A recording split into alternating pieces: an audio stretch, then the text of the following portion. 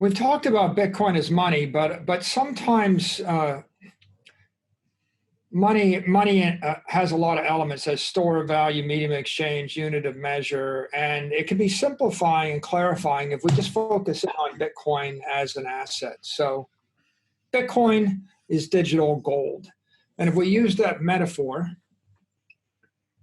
some people look at it as in a very constrained sense, and some people look at it more broadly. But when I say Bitcoin is digital gold, it's harder, smarter, stronger, and faster than traditional gold. There's a lot of depth behind it, and I don't know that it's fully appreciated. Let's just start with harder.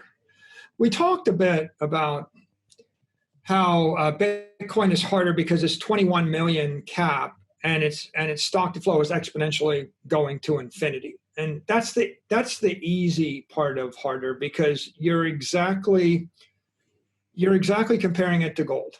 And if gold is a stock to flow of 50 and Bitcoin is a stock to flow of infinity, then it's harder. But there's another element of harder that we don't talk about much, and it's really Nicholas Taleb's anti-fragile harder. Bitcoin is an anti-fragile element. You know, I've used the metaphor cyber hornets, but I think people think it's a cute metaphor, but I'm not really think it's a cute metaphor. What I'm meaning is it's literally a swarm of cyber hornets that keep getting more powerful, that you can't kill, that are going to get smarter and stronger and faster, and they're going to eat you if you try to stop them. And that's really hard. People don't think about it like that. But I give an example, or another metaphor from history, the Great Wall of China. So the Great Wall of China was a defense, and it's a material defense. It's like a bunch of stones stacked up, and it's very expensive to create it. And it was meant to keep the Mongols out. And it's a fragile defense because it's literally a static stone structure, and it didn't keep the Mongols out. Eventually, they found a weak point in one of the gates, cracked through, and then they slaughtered all the Chinese, defeated the empire, took over. Now, how is that similar to what Alexander the Great's father said? I think Philip of Macedon, he's attributed this quote, no citadel is impenetrable as long as it has a road wide enough for me to fit a donkey up it with a pot of gold on its back. Interesting. And what he meant was, it doesn't matter how strong your defenses are if I can bribe the gatekeeper. Right. And, the third example we have in modern history is the Maginot Line, where the French built this impenetrable defense against the Germans, and the Germans simply went around it through Belgium by cheating, right? They hacked it. They just ducked it. And, if you think about the lessons of military history, one of the lessons is the best defense is a good offense. And another way to look at it is that if you want a good defense, you need an active defense, a moving defense, right? If you're a boxer in a ring and someone wants to hit you, your best defense is you move quicker than them and you hit faster and harder than them while they're getting ready to hit you. And so they can't. Right. So it has to be adaptive, right? The defense has to respond to the nature of the offense continually. Continuous adaptation, absorption of your enemy's capabilities and reaction, and you play them back at them.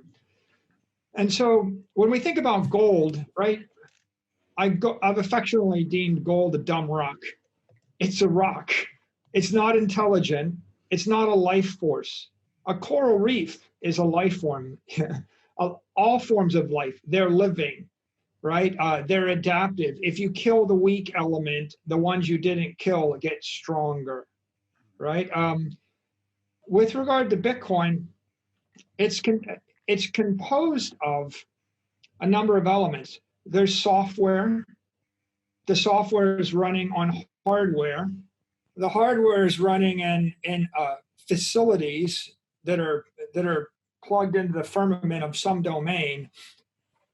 There are people that are operating that software, that are writing that software, that are operating those facilities, that are building that hardware. And those people are also acting in the political domain and the economic domain, right? There are people in the Bitcoin ecosystem that are improving the Square wallet. They're improving the Binance exchange.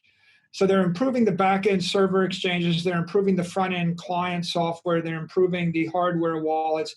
They're improving the Bitcoin core software. They're improving the ASICs that the miners are running. There are people negotiating with governments everywhere on earth to get better electricity. There are people that are negotiating with politicians to get better regulatory treatment. There are people that are marketing Bitcoin, and they're educators, yourself on YouTube. There are people on Twitter, right? There are communicators. There are analysts that are creating analytical functions that are being used to drive and channel the network. They're all moving. They're all evolving. There are strong exchanges getting stronger. There are weak exchanges getting weaker, right? We see that all around us. There are countries where Bitcoin mining is flourishing. There are countries where Bitcoin mining is under attack. Gold is a dumb rock. It is sitting on the floor. Gold is not going to move itself, right? Gold is not going to feel pain. It's not going to feel pity. It's not going to feel inspiration. It's just going to lie there and wait. And Bitcoin is a different thing. So the anti-fragility of Bitcoin comes from the fact that everybody in the ecosystem feels the same pain in the same way. If Bitcoin's price goes down, every Bitcoin holder feels it. If Bitcoin is hacked and goes to zero, every Bitcoiner loses their life's energy. We are a hive creature, all integrated with one another. And when there is that pain, it spreads very quickly through the entire ecosystem. The information flows rapidly.